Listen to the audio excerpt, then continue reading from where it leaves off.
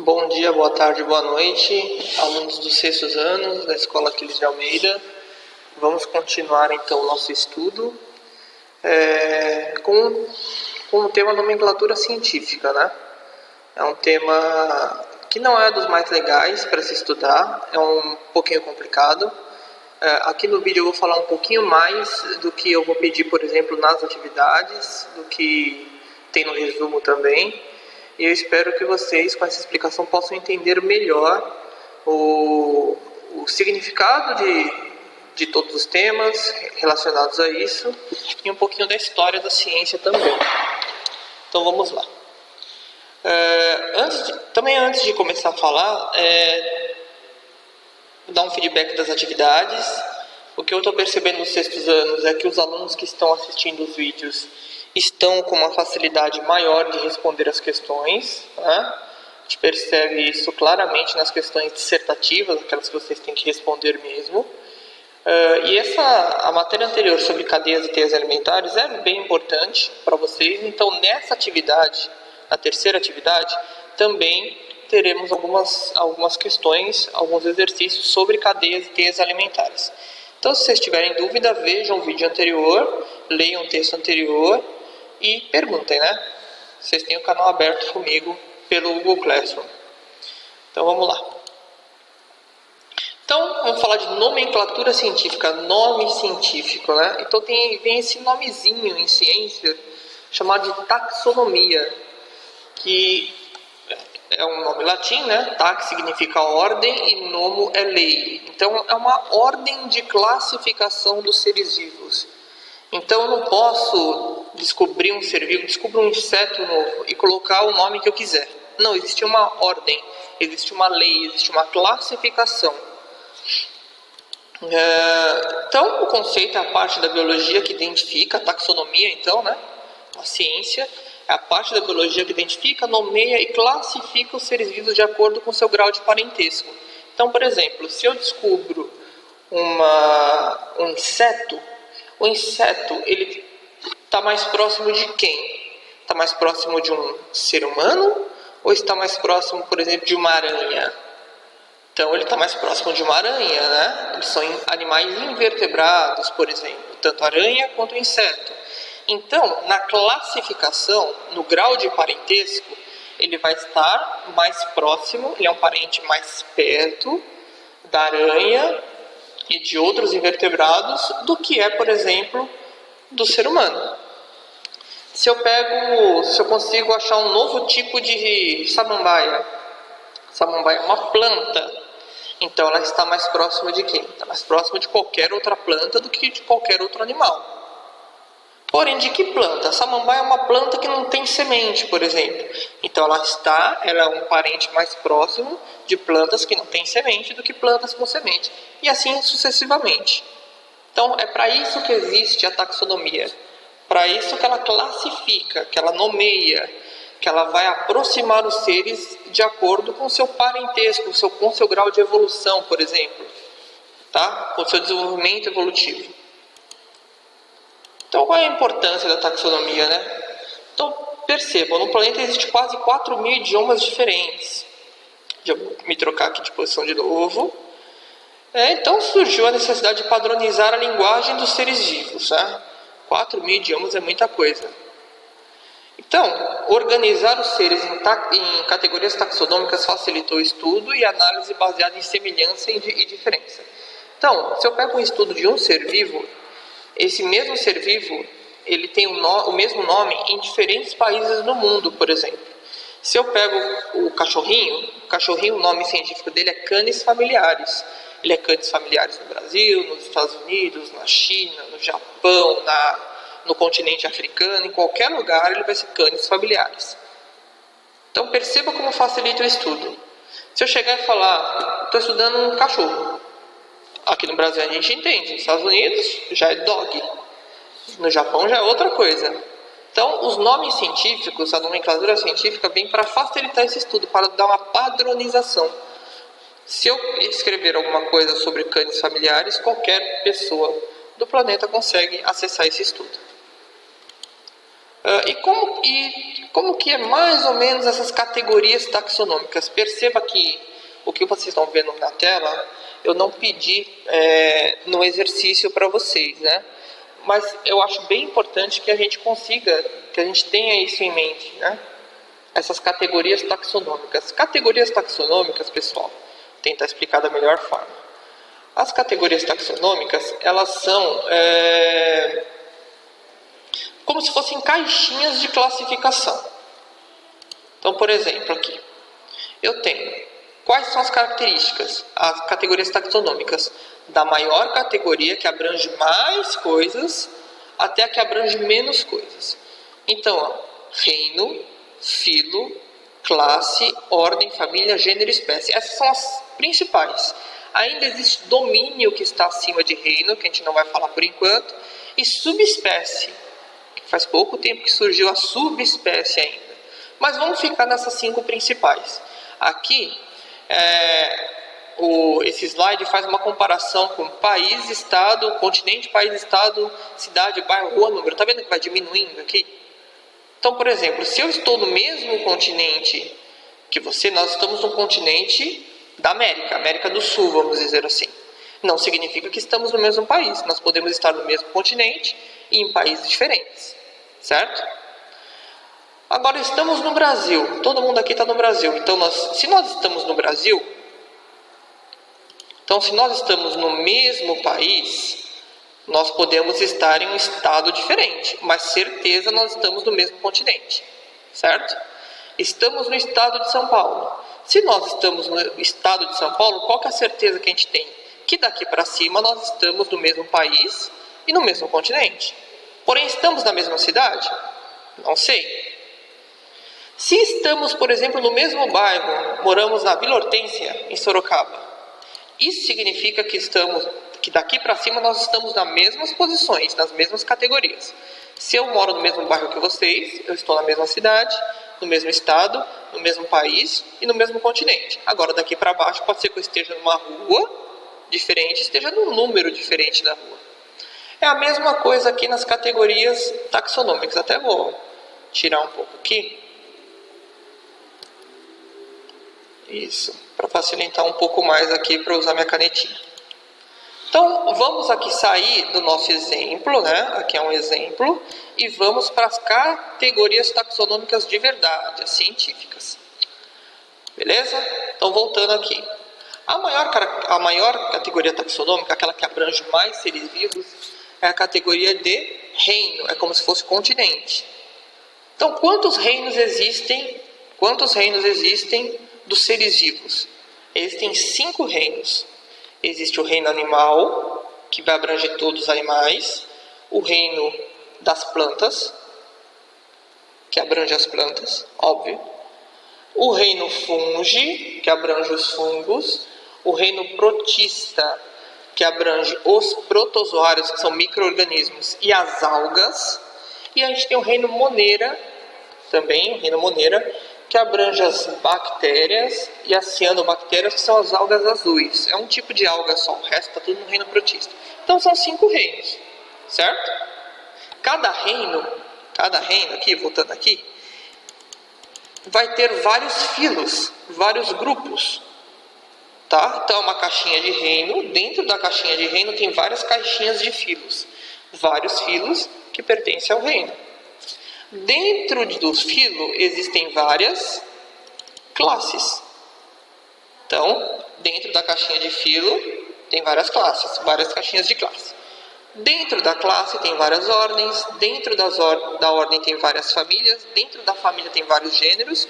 E dentro dos gêneros tem várias espécies. Veja, gente, cada caixinha dessa pode ter vários tipos de seres vivos. Apenas a última, que é a mais específica, que é a espécie é única.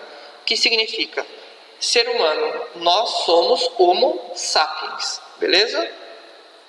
Existe algum outro tipo de ser vivo que é Homo sapiens? Não existe. Espécie é única. O cachorrinho, que eu já falei, é o Canis familiaris.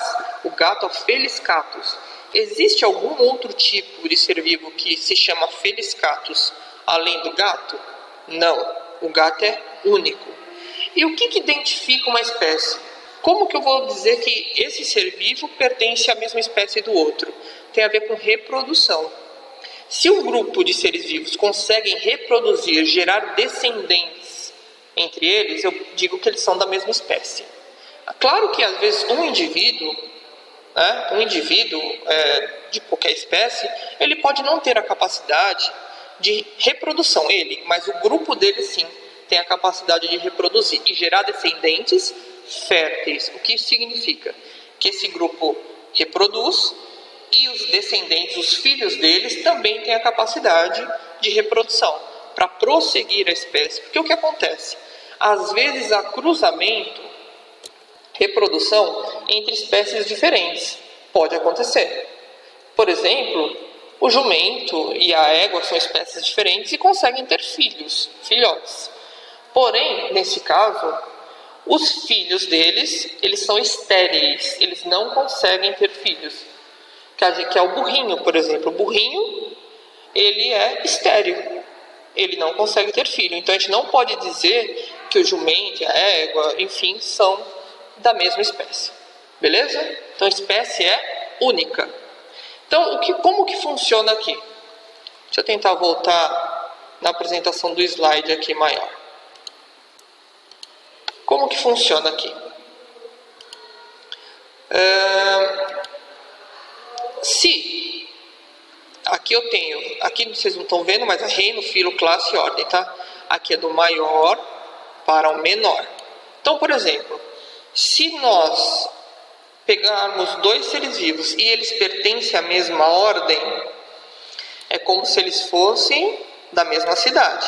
Então, se eles pertencem à mesma ordem, significa que eles estão na mesma classe, filo e reino. É certeza, daqui para cima é a mesma coisa.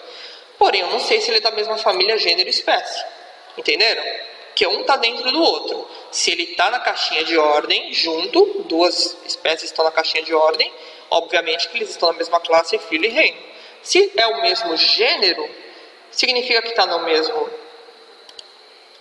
gênero, significa que está na mesma família, ordem, classe, filo e reino. Espécie é única. Beleza? Então vamos fazer uma comparação aqui. Vamos ver se eu consigo explicar para vocês comparando dois seres vivos.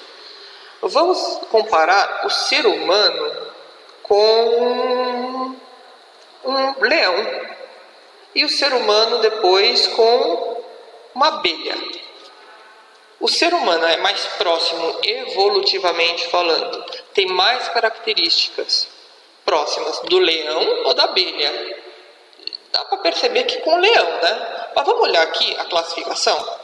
Então vamos lá, para ver se vocês conseguem entender essa parte. Ser humano e leão são do mesmo reino animal? Sim. Então o ser humano e o leão, eles dividem o mesmo reino, que é animal. O filo é cordado aqui, é como se fossem vertebrados, vamos dizer assim. O ser humano e o leão são vertebrados, então o ser humano e o leão estão no mesmo reino e estão no mesmo filo. O ser humano e o leão estão na mesma classe também, que é mamíferos? Sim, também.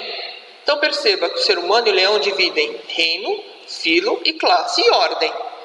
O leão não é um primata, é um carnívoro. Então, ordem já não. Então, daqui para baixo, o ser humano e o leão não dividem. Ele vai dividir 3 categorias: reino, filo e classe. Agora vamos comparar com a abelha. A abelha é um animal? É um animal. Então, o ser humano e a abelha dividem o mesmo reino. A abelha é vertebrado? Não é vertebrado. Então, o ser humano e a abelha só dividem reino. Daqui para baixo não divide mais nada. Se não dividir o filo, para baixo não divide mais nada. Já está em caixinhas diferentes. Então, qual que é mais próximo? Ser humano e leão, que divide 3 categorias taxonômicas. Agora eu vou comparar o ser humano com uma samambaia. Adoro samambaia. Perceba que em reino já não divide. Está passando um avião aqui. Deixa passar. Um jatinho. Passou. Ser humano e a samambaia estão no mesmo reino? Não. O ser humano é reino animal, a samambaia é reino das plantas. Então eles não dividem nem reino. Então o ser humano e a abelha estão mais próximos do que o ser humano e a samambaia. Agora, e o ser humano e, por exemplo, o chimpanzé? Por exemplo, o ser humano e o chimpanzé já vão dividir, por exemplo, a classe, a ordem de primatas. Então, eles são mais próximos, evolutivamente falando, do que o ser humano e o leão.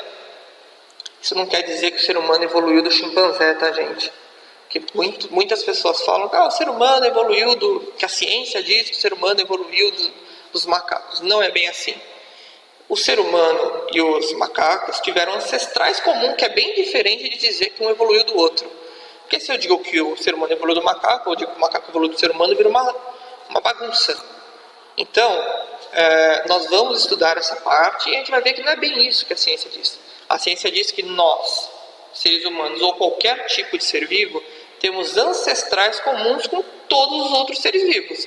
Alguns ancestrais são mais próximos, outros ancestrais são mais distantes. Tá? Dizer que um evoluiu do outro é reduzir o que a ciência diz. E depois a gente vai falar um pouquinho sobre isso. Então vamos ver algumas outras classificações para vocês entenderem aqui, né? A outra coisa interessante, antes da gente passar de slide. Tem a espécie, né? Que é o Homo sapiens, no caso do ser humano, e o gênero.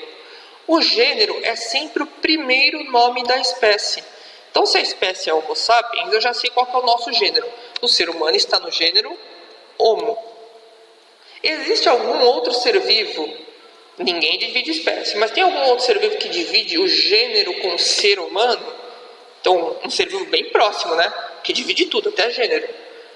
Hoje em dia, não. Não existe nenhum outro ser vivo no mundo que tenha o gênero Homo. Então, o ser humano também está sozinho no gênero. Mas existiu? Existiu. Vocês já estudaram em história, por exemplo, Homo erectus, Homo habilis, que são ancestrais dos seres humanos que tinham o gênero Homo, que eram bem próximos do que a gente hoje. Só que eles não existem mais, eles foram extintos. Então hoje o ser humano ele está sozinho também na caixinha de gênero, tá? Na caixinha de gênero Homo. Então, por exemplo, se eu tenho o nome da espécie, eu já sei também qual gênero ela pertence. Então, o leão chama sempre são dois nomes, depois a gente vai ver. O leão chama Panthera leo. Se o leão é Panthera leo, a espécie é Panthera leo, qual que é o gênero?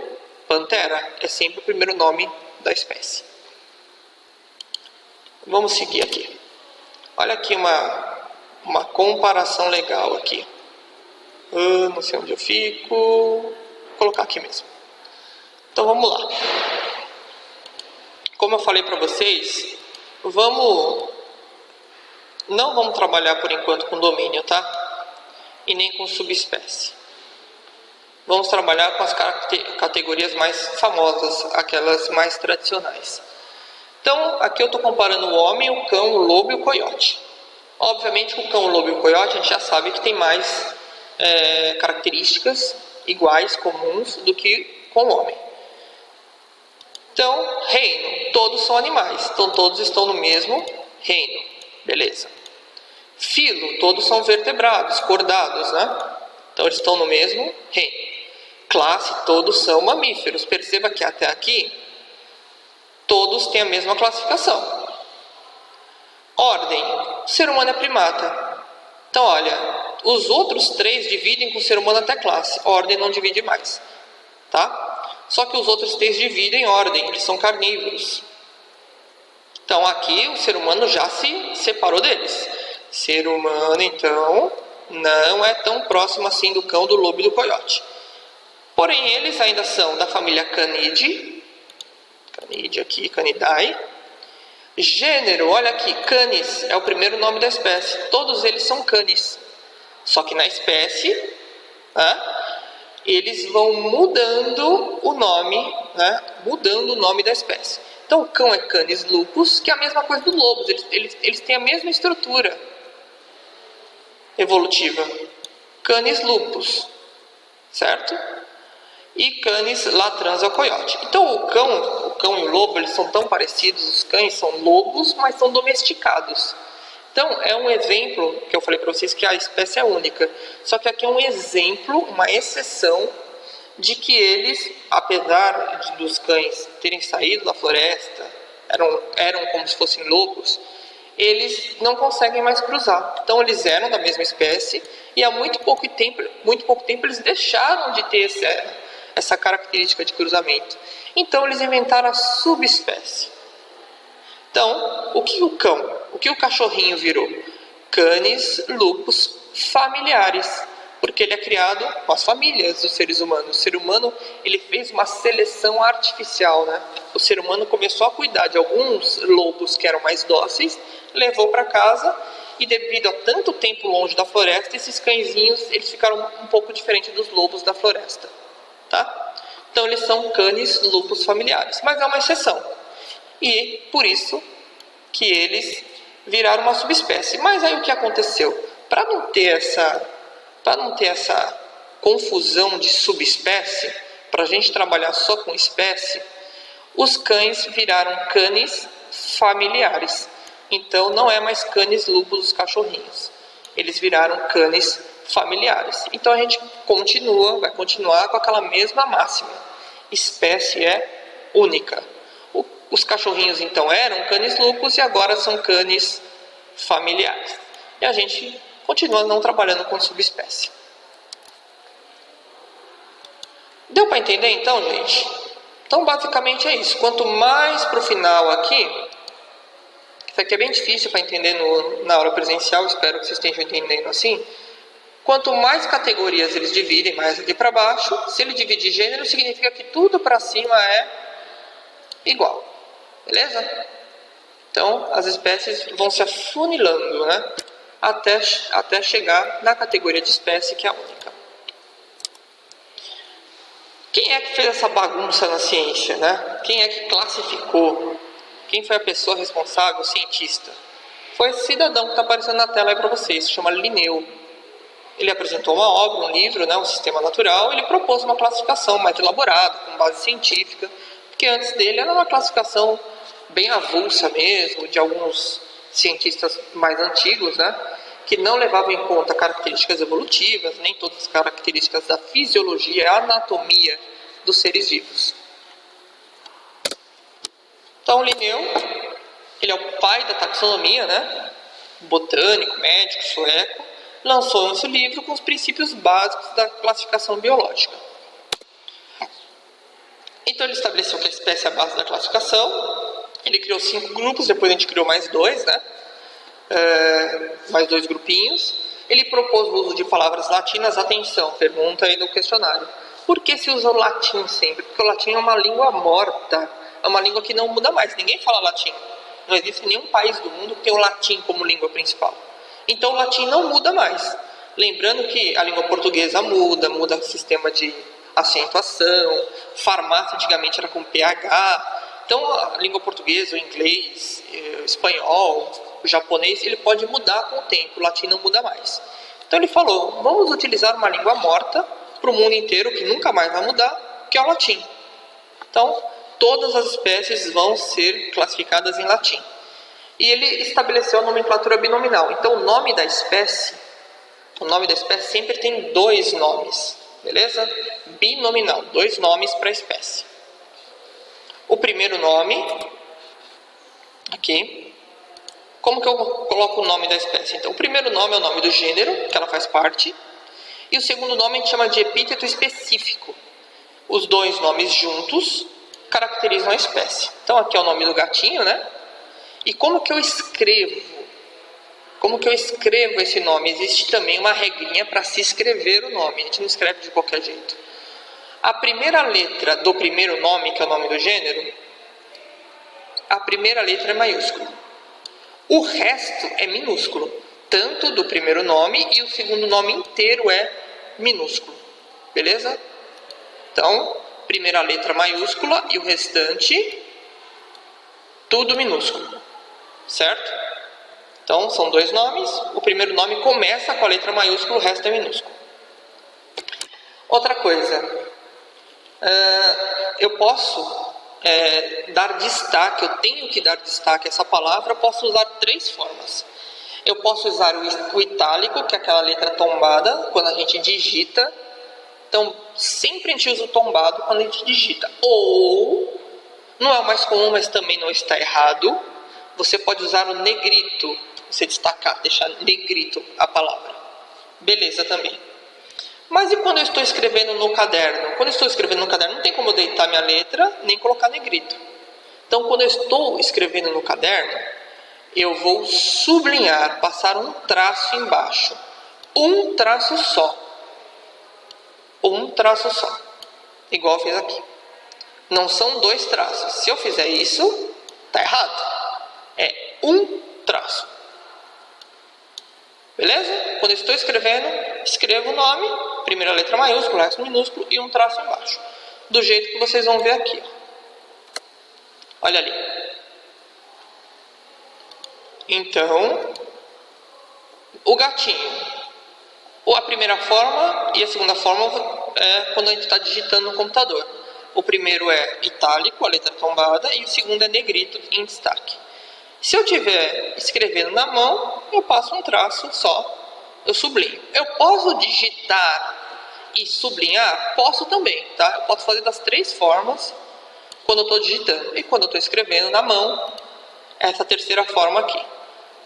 Aqui é o leãozinho. Aqui está errado também esse nome aqui, tá, gente? Aqui está errado, tá? Então, tanto o leão quanto o tigre, a gente não vai chamar mais de Felis, tá? Aqui está errado, foi um erro aqui de digitação. É Pantera Leo e Pantera Tigris. Mas do mesmo jeito aqui, vamos dizer que esteja certo aqui, tá? Pode ser desse jeito ou desse jeito. O importante é vocês saberem como se escreve a palavra. Então aqui, como está certinho do gato, vamos ficar por aqui. Itálico. Opa, errei. Itálico, negrito ou sublinhado. Tudo bem? Só para vocês verem aqui. Eu vou acessar a internet só para vocês não ficarem com dúvidas. Tá vendo? Eu jogo o nome científico Pantera Leo e já aparece o leão, tá? Que é Pantera Leo. O nome dele não é Felis Leo, não, tá? E Pantera Tigris, vocês já vão ver aqui que é o tigre. E também tem a onça também, que é Pantera também. Pantera onça. Aí, maravilhosa. É a onça. E o cachorrinho, né? Agora ele não é mais Canis lupus, ele é Canis familiaris. Olha ali. Então, Canis lupus familiaris, que é a subespécie, mas hoje a gente chama de Canis familiaris. Se você jogar Canis familiaris, já aparece o cachorrinho no Wikipedia. Beleza? Então, tem sim como a gente procurar os animais pelo nome científico. Beleza? Então é isso. A aula de hoje. Eu espero que vocês tenham facilidade para responder a atividade. E a gente volta na nossa próxima semana de atividades. Beleza? Um beijão e até a próxima.